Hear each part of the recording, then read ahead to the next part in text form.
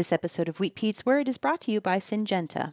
With Syngenta, you can count on quality support that's tailored to meet your goals. Their experts are available online, over the phone, and in person to offer agronomic advice and help you find the best solutions to your challenges. Every interaction is with a qualified Syngenta employee committed to your operations' growth and success. Good day and welcome to Wheat Pete's Word here on Real Agriculture for Wednesday, December the 17th. On this episode of the Word, we've got all sorts of things to talk about globally that just kind of twist your head sideways. And then we've got agronomy, fertilizer, soil test. Where do we save money? And if we get to all that, it will be a miracle. Let's go!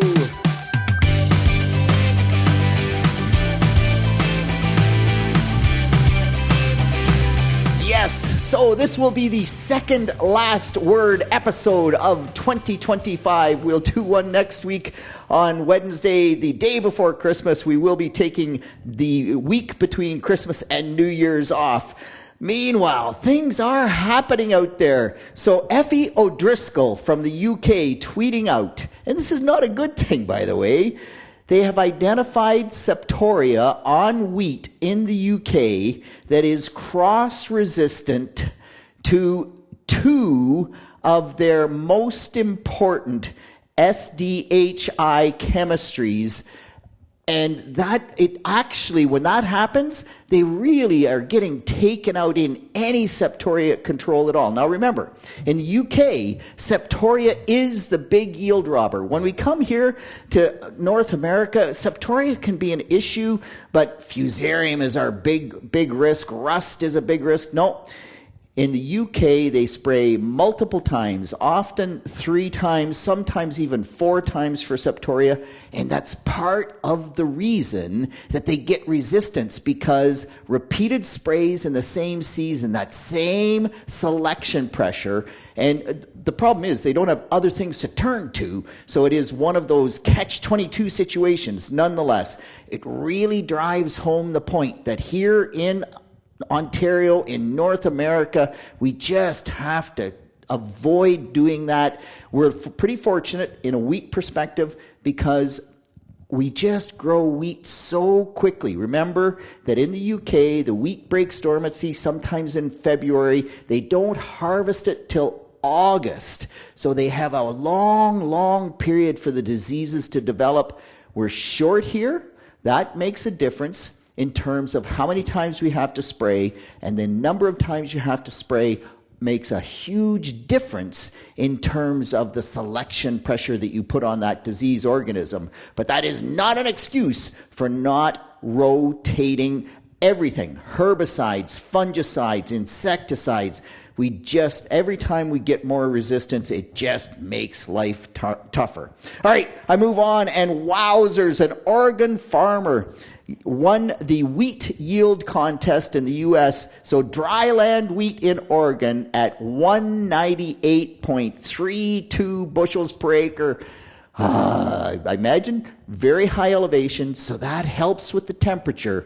But boy, come on, young people in Ontario and Michigan, we got to do better. I think our record yield this year was in the 170s, which is still way better than Wheat Pete can do, but not 198 bushels per acre. That's just so close to 200, you just go, shoot, why couldn't it be 200? In world developments, you just kind of shake your head. Argentina is sending its first load of wheat, exporting to China. So again, the global economy is just changing. We have record grain production in India. We don't always think about India being a big grain producer, but they are a huge agricultural area. It's just that their population needs that, so they don't export much. They import quite a bit. Nonetheless, 25 million metric tons more production this year, if I read that report correctly, than previously. That's a huge amount of production there, so that's good. And then we go into the United States, and on Monday at the joint soil and crop meeting in Ancaster, so that was Niagara, Haldeman, Norfolk, and Brant counties all went together for one meeting. That was awesome. I really encourage the soil and crop organizations to do that. If it just, it's so much more efficient in terms of being a speaker because you have more people to talk to and you can put more effort there. What is also cool about doing that is you can get some pretty high-powered speakers. So Sean Haney from Real Agriculture was the feature speaker there, and Sean had tons of good stuff about agriculture in North America and globally too, but mainly North America. And I just want to throw this out because it just twisted my head sideways. We've all heard about the $12 billion support program announced for the farmers in the U.S. And I think most of us in Canada go like, wow, why doesn't our Canadian government support us the way that the U.S. farmer is being supported? But then Sean put it in perspective because across the board, the U.S. farmer is losing money. And the worst, or at least the worst commodity that Sean showed was cotton. And cotton is a $400 per acre loss right now on average, according to the USDA figures that he was quoting. Can you imagine losing $400 per acre? That takes you down incredibly quickly. And I know every producer will be different. So this is just the average number that is out there. Nonetheless, you say, wow, $400. Well, the aid program, that $12 billion aid program, only gives the cotton farmer $100. So they're still negative $300. And this was true for corn, for soybean, for wheat, across almost all the commodities. The aid certainly does not make them profitable. So you just go, man, farming is hard in Canada. It's hard, like times are tight. And my presentation at that meeting was about where to cut costs. Of course, Josh that asked me to come and speak, he said, so Pete, I want you to talk about where to cut costs in corn production. It couldn't be in wheat production. Wheat Pete talks about corn. And I would happy to do it, by the way. Lots of fun and lots of discussion, I think, that we generated around that. But at the end of the day, tight economic times here. We are all looking for efficiencies, for where we can cut costs. But man, when you compare agriculture in Canada right now to agriculture in the United States or in Great Britain, the UK, wow, I just got to think that we are better off than a lot of those growers, despite the tough economic times that we're having. All right, I want to move on. And just while I mentioned that meeting, Tom was there. And I love when people come up and talk to me at these meetings. But Tom said, Peter, I just wanted to say, you've always promoted less tillage. And we grow great red clover in our wheat. I'm often in my red clover following the wheat crop. It will be over my knee. And we were die-hard moldboard plow farmers because we had to plow that red clover down. There's the only way to manage it was to plow it down. 5 years ago, we finally said, all right, this Johnson guy just keeps pushing and pushing and pushing. Let's try something different. And they did. They went out and they just lightly incorporated it. And with knee-high red clover, you can't do more than lightly incorporate it. With a high-speed disc in the fall, sprayed it out, and didn't moldboard plow it. And Tom says, we have suffered zero yield penalty. Our fields are now much easier to travel on. We don't get stuck as much. There's great tilth in that soil. And so doing that change has really helped them do a better job farming. And this is not to pat Wheat Pete on the back at all. It's just to say, oh my gosh, try different things. And I talked about in my presentation the corn, soy, wheat rotation versus the corn, soy, wheat, soy rotation, where we know that second year of soybeans is a 10% lower yield. Anytime you grow the same crop following itself, the 10% yield loss is the number that we play with. And very cool, the farmer panel at the end of the day, Jeff said, what did I learn here today? Well, I have to rethink my rotation because this Johnson guy said Corn, soy, wheat is not as good as corn, soy, wheat, soy. And I'm not saying I'm going to change, but I'm going to have to rethink that thought process. And man, that is what it's all about, is just get out there, go to these educational opportunities, and think through whether or not it makes sense to change. In Jeff's case, he has great red clover, and so he gives up the value of the red clover nitrogen when he grows soybeans following the red clover crop versus corn, but he gains in terms of the 10% yield loss to the soy on soy. So that takes some thought process, and that's just way cool. On the agronomist last Monday night, Aaron Day was there from University of Nebraska-Lincoln and talking about water infiltration. And, you know, we talk so much about soil structure and how important soil structure is, but like, what exactly is soil structure and why is it important? And I really enjoyed Aaron's description. He said, good soil structure means when you break that soil apart, you get essentially pea gravel, so little soil aggregates. And Aaron said the reason that those soil aggregates are important, or one of the reasons, is that they keep water inside them that does not evaporate, but the roots can still access that water under drought conditions. And that's a really important way to drought-proof your soil, is have those soil aggregates that keep the water in the middle of them. So if you get a chance, go back and if you haven't watched that agronomist session here on Real Ag, it's an amazing session, and it just helps you understand that. So from a wheat peat learning standpoint, in that same session, I asked the question, because we get the cracks in the clay. You know, I've talked about cracks in the clay. We all talk about them. Don't drop your keys. You'll never find them. Don't drop your cell phone, whatever. And it's always intrigued me when it rains. That crack is a direct conduit for water to get down into the soil. If it goes down to the tile and you have a nutrient source like manure on the surface, that's a problem. But how long does it take for that crack to close up?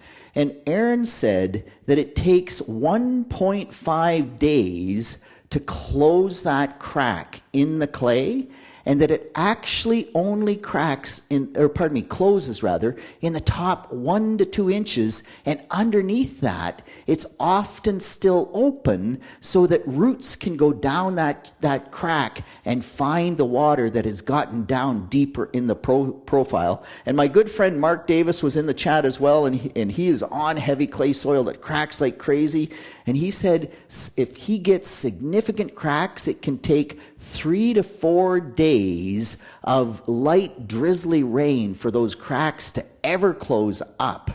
And it's just incredibly interesting to me how that plays out. And oftentimes, I admit, I walk lots of fields, and you will get the 2-inch thunderstorm, and I walk those fields, and I can still see those cracks. They're not as wide, but they're still right to the surface. So, yep, the cracking clays are a great way to get water into the soil, but we also have to realize they are a great way to transport nutrients down into groundwater or into tile lines. So a couple of things let's keep that in the back of our head and think through how that impacts our management. All right, I'm going to carry on because, you know, it's Christmas time, or it's the holiday season, and so things are slowing down, not quite as much agronomy, and I'm part of different meetings, and I was part of one this morning on a conference call, and TJ Poolman from Ridgetown campus of University of Guelph, he's their equipment guy, and we were talking about combines, and you know, oh man, it's a class 9 combine, it's a class 10 combine, an X9, the big X9 is a class 11 combine. Well, what makes it a class 11 combine? And I could not believe TJ's answer. It has nothing at all to do with cleaning capacity, square inches of sieve, none of that.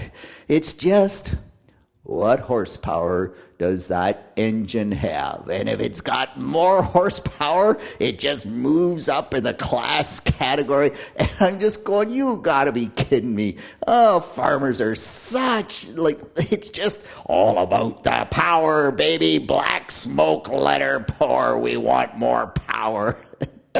And once again, it holds true. It just made me laugh. All right, let's move on to agronomy. And so from Mark at Napanee, Mark was in the drought area. And so his question is, I always give a nitrogen credit to my soybeans when I grow wheat following the soybean. And typically, there should be 30 pounds of nitrogen credit to a soybean crop. I always only give it a 20-pound credit because I don't want to err on the high side, so that 10 pounds is my buffer.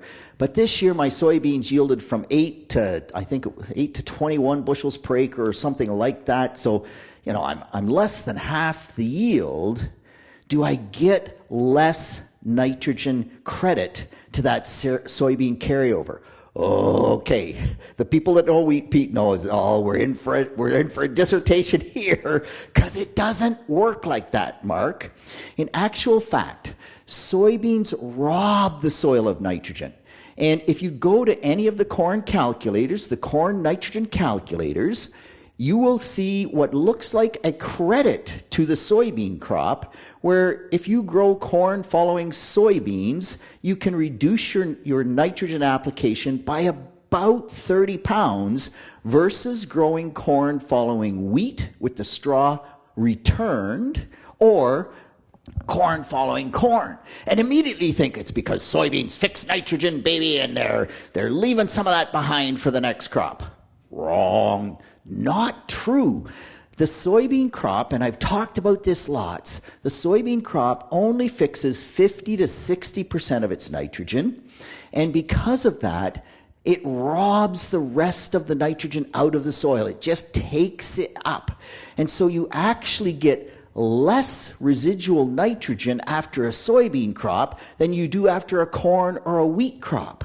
The difference is that there's no residue behind a soybean crop, and because there's no residue to tie up any nitrogen that becomes available out of the organic matter, we need less nitrogen applied. It's not a credit, it's actually a residue factor. Some people call it the residue penalty, or the carbon penalty of residue, because carbon immobilizes nitrogen. We don't talk about that enough, but anytime you have a high carbon residue, and John Hurd always will say, don't put your nitrogen on the soil surface when you've got a lot of residue, because all you're doing is feeding the bugs to tie up the residue, and you immobilize a lot of that nitrogen. You actually have to get it below the residue so that it can't just become immobilized. And once it's immobilized, by the way,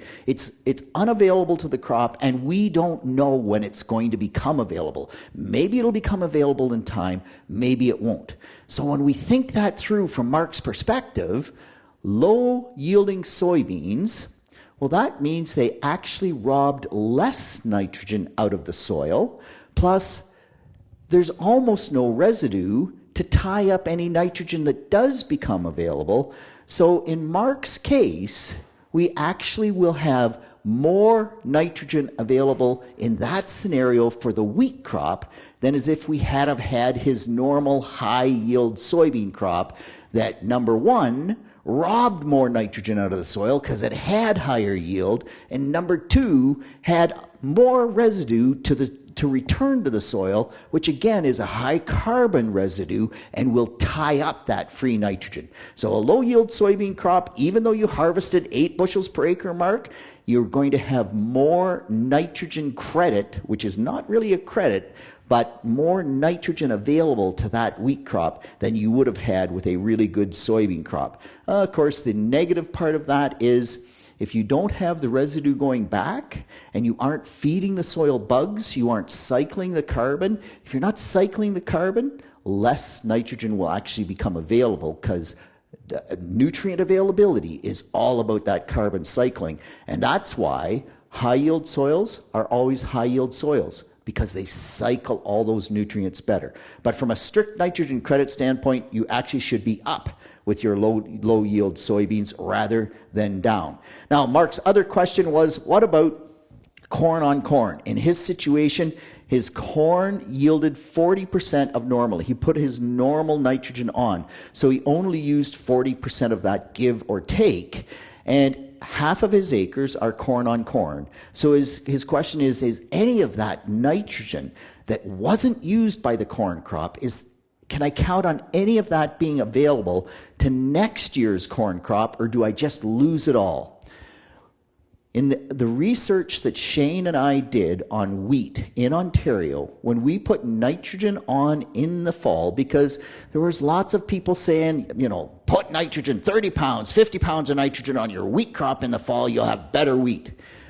We did that work. And no, you don't have better wheat. But the interesting thing was that if I put on 50 pounds of nitrogen on my wheat crop in the fall, I would get a 25-pound credit to that nitrogen the next spring. So essentially, I lost 50% of it. Now, the nitrogen in Mark's situation sat there a lot longer than Peter putting nitrogen on wheat in September. So more of it may have been lost, but Mark, there's probably some left over. It won't be more than 50%. Is it 25%? I don't know that you can say for sure, but what you do is you do a pre-hydrate nitrate test. You put on, your normal upfront 100 pounds of nitrogen, and you come back in at that 5-leaf corn, pull your hydrate nitrate test, and it should help you determine whether or not that nitrogen exists. You could do that nitrate test in May and see what's there, but that's really the only two options you have. Okay, I've prattled on way too long on not very much stuff. Lots of questions coming in about urea on wheat, because right now, based on current prices, 28% nitrogen is much, much more expensive per pound of nitrogen than urea is, and that depends on when you bought it, if you have it in your own tanks. But do the math. In the research that Shane and I did with urea versus 28%, we did the very best job we could on urea spread pattern because we used a Valmar airflow in our plots. And on average across, I can't tell you how many years and how many sites, but it's a lot. On average, 28% was 2.5 bushels per acre better than the perfect job of urea spread pattern. So if the difference is more than 2.5 bushels, you have to start looking at urea as your nitrogen source, as much as it pains me to go down that pathway. But if you do that, it is essential, it is critical that you do the perfect job of urea spread pattern. Because when we put urea on with a spinner spreader and we don't do the perfect job, we have seen 22 bushel per acre yield loss in fields, not 2.5. So I love 28 on wheat. It just gives you a uniform application, and hopefully your math says that you can continue to do that. All right, I think I've talked long enough. There's lots more on my list, but we'll save it for next week so I have something to talk about then. That's it. That's all on behalf of the team here at Real Agriculture. This is Wheat Pete with the word for Wednesday, December the 17th. Hopefully you're managing to blow all that snow. By the way, one grower did say, hey, Pete, you said you'd rather shovel 5 to 6 inches of snow than 5 to 6 inches of rain. If that 5 to 6 inches of rain came as snow, it would be 50 to 60 inches of snow. And I know that. My point was, I'd rather get 5 or 6 inches of snow and have to shovel it than be like BC and get flooded out by 5 to 6 inches of rain. Leave me lots of comments, lots of questions, and we'll be back with one more word in 2025. Have a great week. Talk to you soon. Thank you for downloading this episode of Wheat Pete's Word, brought to you by Syngenta. Syngenta proudly offers qualified representatives who are ready to help your operation with tailored agronomic advice. Your Syngenta team wishes you a restful holiday break with family and looks forward to seeing you at a trade show this winter. Be sure to stop by the booth at CPS, Manitoba Ag Days, Ag Expo, or the Ontario Southwest Agriculture Conference.